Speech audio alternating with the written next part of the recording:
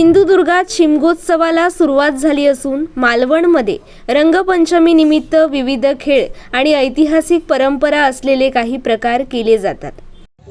ती बाजू पुढेच राहावी.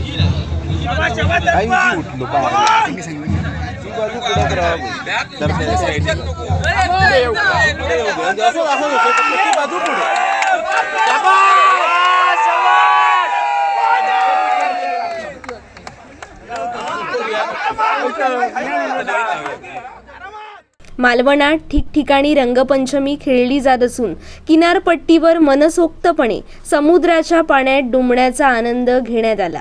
तर रामेश्वर मंदिर परिसरात दगड उचलण्याची परंपरा यावर्षी मोठ्या उत्साहात साजरी करण्यात आली.